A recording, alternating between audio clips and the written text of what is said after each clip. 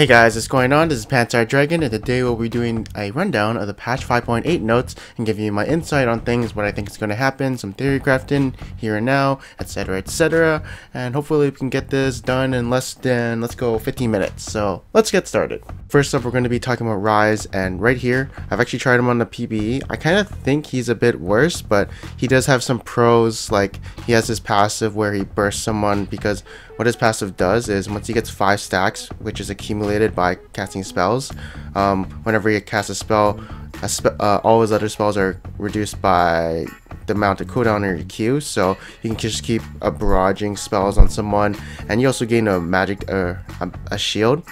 So he does have more pros in that sense, where he can burst someone out and be like the supercharged Rise, but I think old Rise is a bit more consistent, and yeah, that's just my opinion on it. But honestly, I can't tell because they probably buffed him a lot more since I've actually played him on the PvE. So let me get in depth with Rise right about now. For base stats, I think it's a buff because as you can see, base regen gets down, but mana regen goes up, and this cancels out at level 5.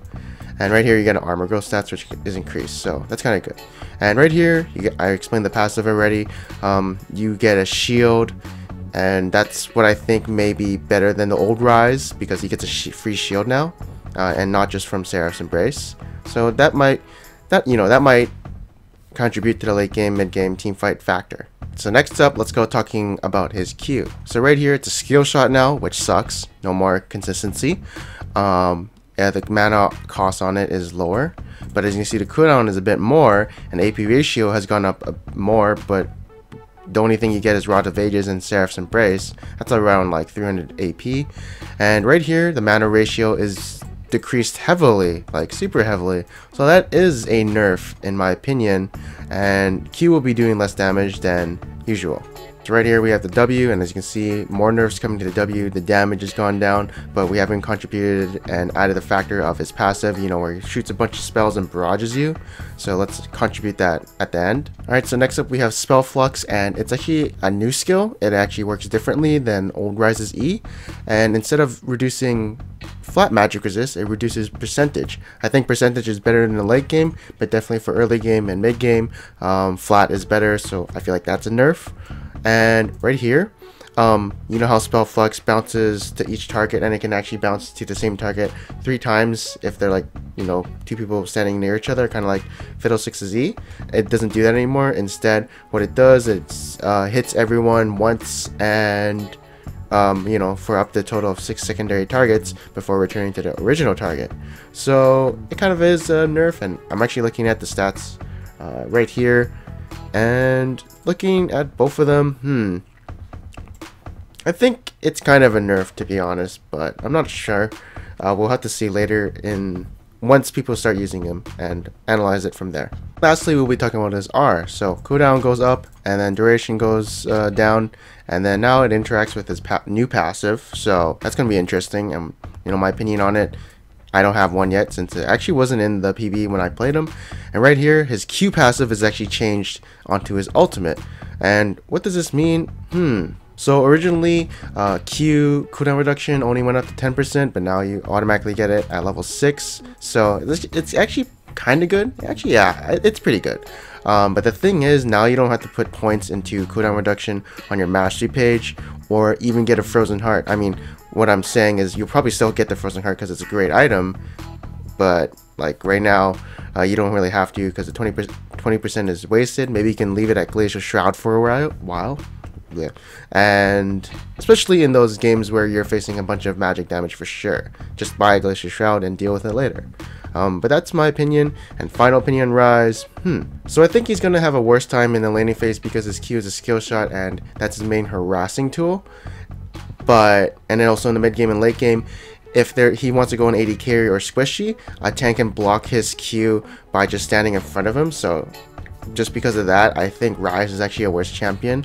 But honestly, we have to see the win rates, how it changes, what's going to happen with him, etc. So that's not my final opinion yet. I have to see what happens.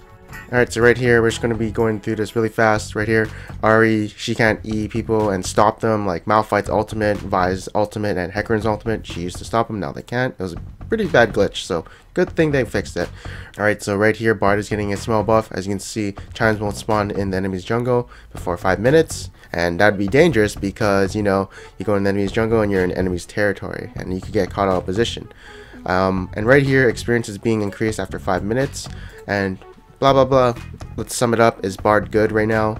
I've actually seen him a few times in solo queue. He's decent. He has his utility. I feel like there's like other supports right now who are better. Yeah, that's how I feel, and maybe this might put him in the LCS or whatever, but I just can't see it because his ult is very one-dimensional kind. I don't even know if that's the right word. I'm using it right, but I think it's a complicated word. I'm just gonna say one-dimensional. It has its uses, and it's very situational when it will be useful or not. Alright, so next up we have Blitzcrank, and right here, his W. Some people were actually saying that his W, the movement speed decay, was actually immense, and it was kind of impactful on him, and you can notice it a lot more. And so they kind of fixed that, I think. And I didn't go over this in the last note, but basically, yeah, they kind of changed his W, and what people are doing right now is maxing Q and then E for more CC, as the W increase, or when you put levels in it, isn't that great.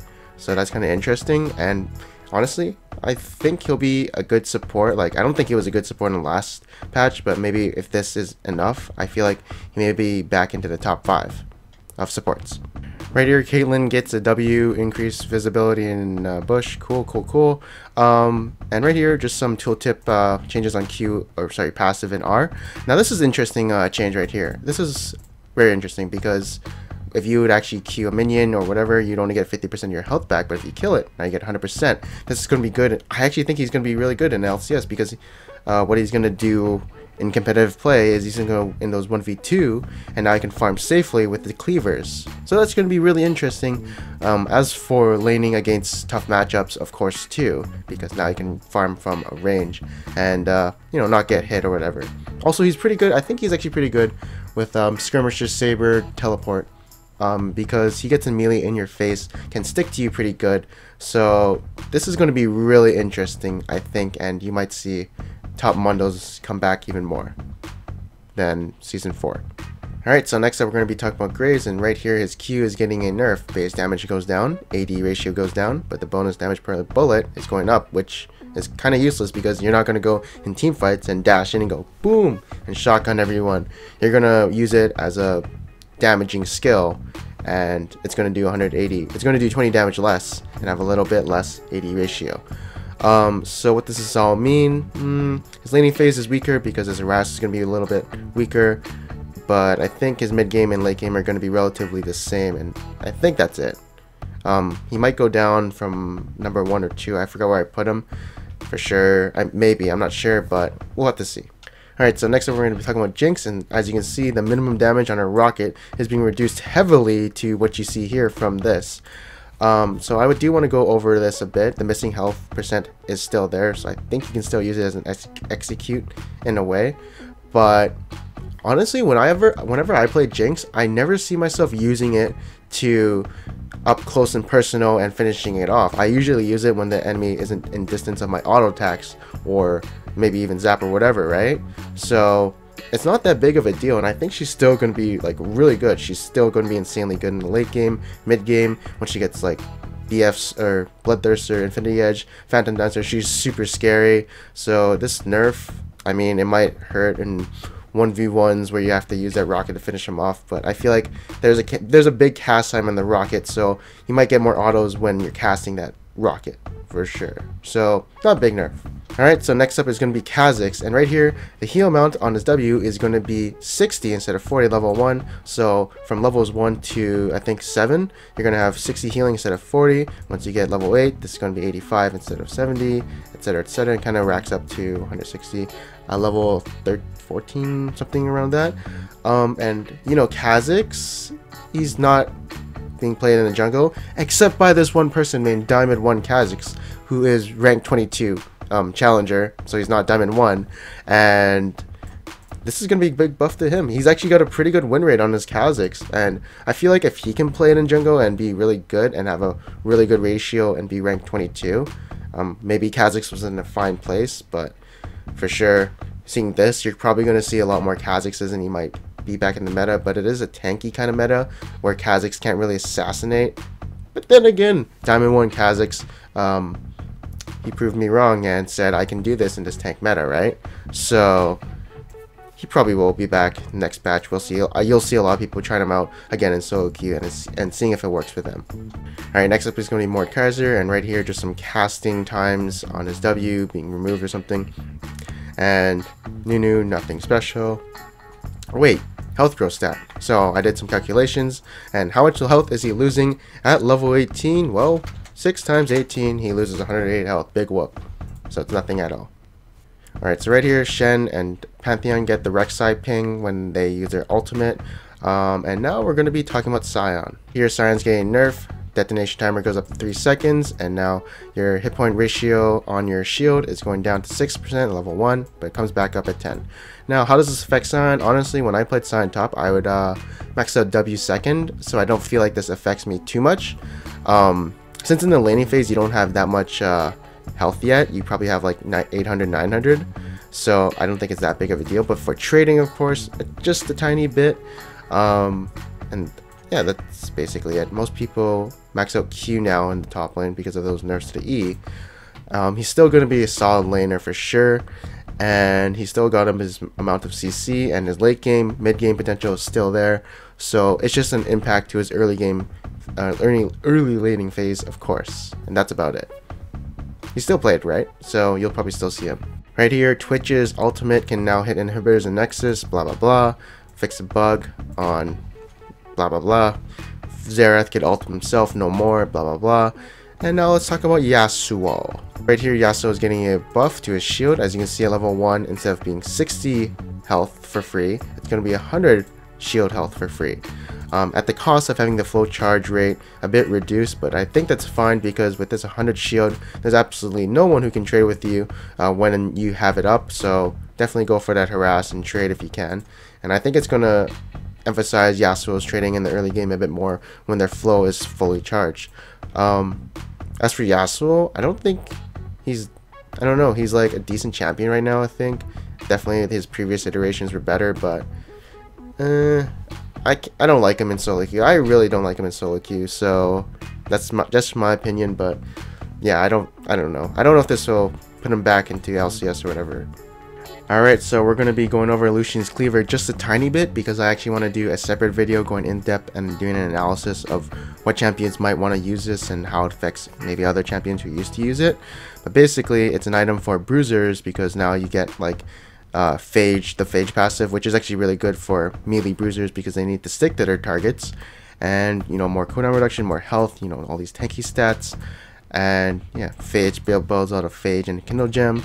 Armor shred stacks is increased to 6, which is really interesting. We'll see that about that later. And yeah, I think it's a really good item right now. Alright, so next up we're going to be talking about the Recurve Bow, and as you can see, the recipe has changed. 2 daggers equals a Recurve Bow for a total of 1,100 gold, and now it's got a unique passive doing 10 physical damage on hit. So, what does this mean? As you can see, it costs 900 gold, but now it's got a new passive, so now it costs 1,100 gold. And you might be thinking, whoa, this is a nerf. That seems really expensive. It's not really, because a longsword actually costs 360 gold, or maybe it's actually it is 360. But for champions like Warwick, this is a really good item because, you know, he doesn't have any 80 ratios, so he doesn't need the 10 attack damage. He just needs a 10 on hit physical damage or whatever, so that's pretty good for him and like all these auto attackers who don't really benefit from AD. But I can see it, you know, someone like Zed not benefiting as much as say like a longsword when comparing this passive to a longsword, right? Just say this passive costs 200 gold for sure. So yeah, it's better on people who attack, auto attack, and then a bit worse on people who say have spells like Zed. When speaking of someone like Zed, you still need to get that Blade of Rune King, so you eventually have to buy it, right? So you can see this is being changed. Apparently there was a passive minimum damage, whatever, it's still the same item. And then we got Runon's Hurricane, and now it's actually got the passive of Recurve Bow. For some reason, Blade Rune King Withstand doesn't have it either, but it's only Rune on, so this is going to be interesting. Looks like Kalista's getting a buff, right? And I guess Kale too. And right here, same thing is happening to Devourer. Nothing really changed, just a Recurve Bow. And Righteous Glory is getting a nerf, which I do agree on. Righteous Glory is a super powerful item. You see everyone is building this instead of something like Warmogs or Rod of Ages, because you can initiate and catch people really easily by pressing one button. And yeah, it's still going to be a good item, don't worry about it. So definitely buy it on those junglers who like to catch people. Alright, so right here they're talking about the first dragon buff, and basically what it's saying is auto attack damage will be a bit higher, and then physical damage spells will be a bit lower. That's basically it. And yeah, that's basically it for these notes. I'm pretty sure I went past 15 minutes, but whatever. Hope you guys enjoyed the analysis, and be sure to look out for that Black Cleaver video I'll be trying to release by either tomorrow or 2 days after. So again, I am Panther Dragon, and I'll see you guys next time.